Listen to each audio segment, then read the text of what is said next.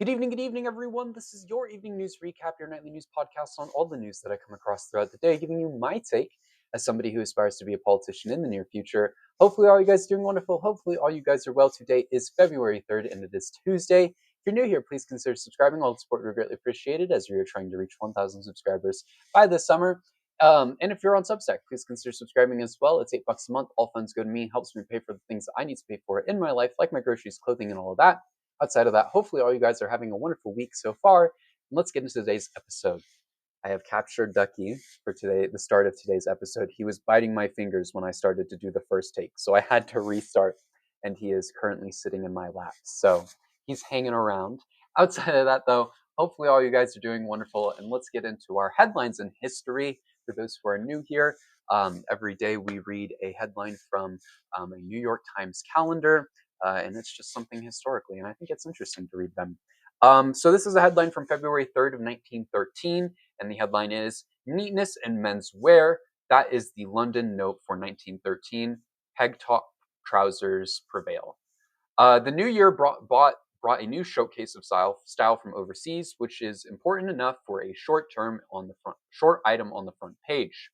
The startling socks of 2 years ago are said to be dead. The Times reported after the London Fashion Journal declared a shift in menswear for the coming season. Plain colors and black silk socks were said to be the next big trend. Outside of breast pockets and 2 buttons, a full back will be the feature of the cutaway. The journal stated peg-top trousers would prevail, whereas the fancy waistcoat has passed into disrepute. If that's a word, I don't even know if I read that word right. But that's definitely interesting. The fashion trends throughout the history of the world are definitely one of the most interesting things to study, at least for me. I did a little bit on that in AP Government for a project, and I really enjoyed, researching, the different fashion trends throughout the history of the world. I thought it was super interesting. Outside of that, though, it's definitely fun, and let's get into the headlines from today. Moving on into the Trump administration segment, as we do, the first topic we have today is Trump wants Tulsi Gabbard to run her own election investigation. Tulsi Gabbard is doing her own election investigation into the 2020 election, according to new reports from The Guardian. She's working separately apart from the DOJ investigation, and even joined the FBI raid at the Georgia election site to gather info. Gabbard's role as Director of National Intelligence normally means that she oversees the various intelligence offices, but according to multiple officials, she's doing her own thing when it comes to this investigation. I really want to know what possibly she could be looking into or looking for. I mean, look, at the end of the day, this lady is a puppet, and I highly, highly doubt she knows what to look for. I mean, she doesn't have the career history to be somebody that I would trust to do an election into, or do an investigation into an election. I mean, she was a Democratic representative forever until she betrayed her party to join Trump. I mean, the lady endorsed Bernie Sanders in 2020. Like, she has truly been all over the place, and it truly does seem like she just goes where she's told in a way. And I don't know. I find, her as an individual so odd.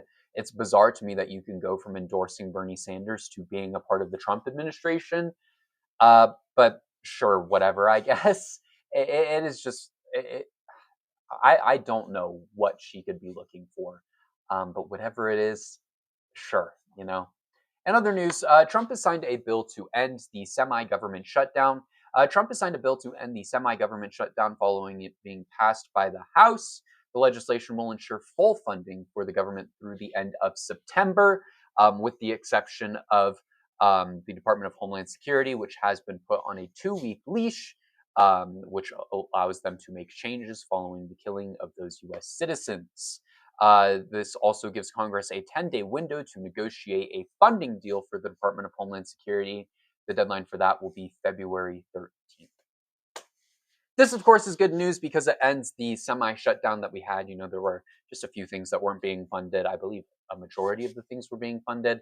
But, if they stick to the original plan, the Department of Homeland Security should lose a lot of funding, which will impact ICE quite a bit. At the end of the day, we'll see with that one. And if Democrats have a spine, something will happen here. But we all know how that goes. At the end of the day, like if this goes great, it will lead and pave the way for the permanent abolishment of ICE, which is something we need to have. But if they flop, there will be issues. And if Democratic lawmakers do not get something done to cut the funding of ICE, which they need to do, they should not be voted back into office during midterms.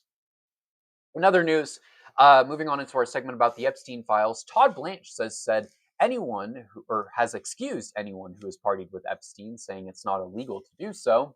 Deputy Attorney General Todd Blanche has made some wild comments, saying it's not a crime to party with Epstein. On Fox News, Blanche said, when asked if people related to Epstein would have and who had relations to minors would be prosecuted, well, I'll never say no, and we will always investigate any evidence of misconduct, but as you know, it's not a crime to party with Mr. Epstein. Last time I checked, I'm pretty sure it's a crime and it's pretty illegal to touch kids, but maybe that's just me. I would hope it is, right? It either seems like this is his way of saying no or dancing around the question. And if you're saying that it's not illegal to party with Epstein, I think an investigation needs to be done into you and what you've done with Epstein, because it's a little crazy that you're saying that. Uh, I mean, it doesn't shock me to hear this from someone within the Trump administration. It's very clear that they intend on protecting Trump and a variety of other individuals. It's just wild to me that people who are watching Fox News are very likely going to agree with this and say, yeah, there's no issue with that at all, when that shouldn't be the case. And that's of course very unfortunate, but I don't know. It really is just wild. Anyways, in other news, Bill and Hillary Clinton have agreed to testify on Epstein. Former President Bill Clinton and his wife Hillary have agreed to testify in front of Congress on their relations to Epstein. This comes as Congress, of course, is looking to hold the couple in contempt for refusing to make an appearance a few weeks ago. And of course, Bill Clinton and Epstein did very clearly have a relationship, so there is information there. But Bill Clinton claims that he, of course, did not know what was happening on the island or what Epstein was involved with. He also claims to have cut contact with Epstein over 2 decades ago. This is the first former president to testify in front of a congressional panel since Gerald Ford in 1983. This is honestly like a smart thing for him to do, and I really don't understand why he didn't do this in the first place. I said this last time when they said that they wouldn't be doing this. It really it makes more sense. If you're going to want to prove your innocence, you would be willing to go and testify to prove your innocence. And whether he's innocent or not is a whole different ordeal. And I'm honestly not sure if he is or not. And it really is. It really just depends. And this is going to be a big deal. It's going to be a big investigation because it's a president who has been involved with one of the largest human trafficking cases, honestly, ever, really, right? I think I don't know that. There probably is something out there that's larger than this actively going, actually. So I'm not going to say ever, but one of the largest ones we know about ever, right? And it really is just like it's going to be a big deal because it's a president, not to mention it. You know what I'm trying to say? It's a president testifying on Epstein. It's going to be a massive deal. It's going to have a lot of headlines, and whatever he says is going to be big. And of course, we will talk about it when that happens.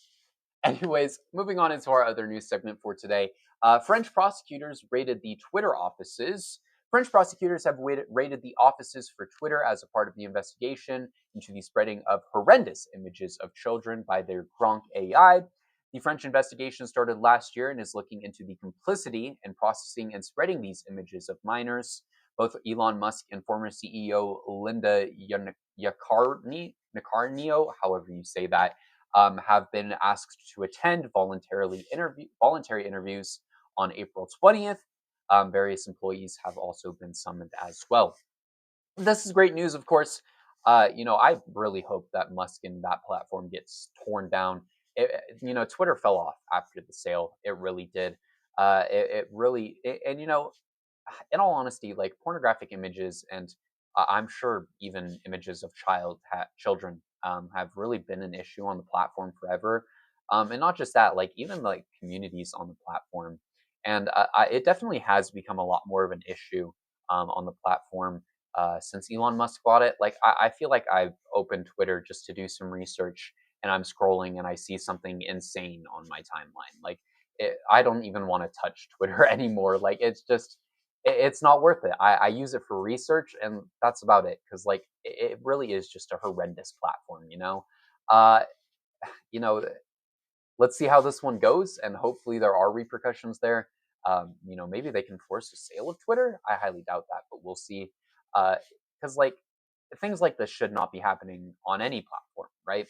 But especially a platform where multiple government agencies around the world, communicate with people. I mean, Twitter really is as unfortunate as this is, a very, very important platform. And for images like this to be spread on this platform is not only disgusting, but a massive issue. It really is. I mean, billions of people use Twitter, right? And it's just not something that we should have, floating around as a society. I think we can all agree that anything depicting a child like that is fucking disgusting, and that's an understatement.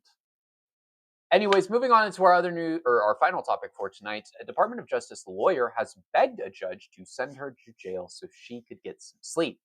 A Department of Justice lawyer today had a meltdown during a court hearing on ICE, as the judge begging the judge to send her to jail. I cannot read. Begging the judge to send her to jail so she could get some sleep.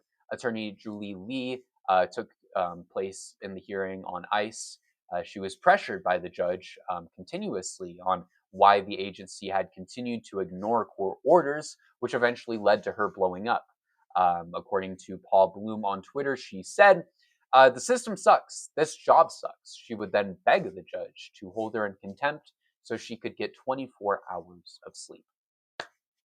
This is definitely interesting, and I think this is really an investigation that needs to be done here, especially into like how overworked people could be at the Department of Justice right now, because an outburst like this is not normal at all for one, but also like if she's not getting enough sleep because of her job, there's a lot of issues that come with that, especially when it's a government position.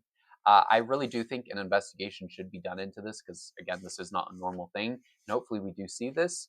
But outside of that, like that's all we have for that one. So thank you all for watching today's episode. I hope you all enjoyed. It has definitely been a very interesting day in the news world, that is for sure. If you're new here though, please consider subscribing. All the support would be greatly appreciated as we are trying to reach 1,000 subscribers on YouTube by this summer. And if you're on Substack, please consider subscribing as well. It's $8 a month. All funds go to me. Helps me pay for the things I need to pay for in my life, like my groceries, clothing, and all of that. Outside of that, though, I think that's all I have for today. So thank you all so much for watching today's episode, and I will see you all tomorrow in the next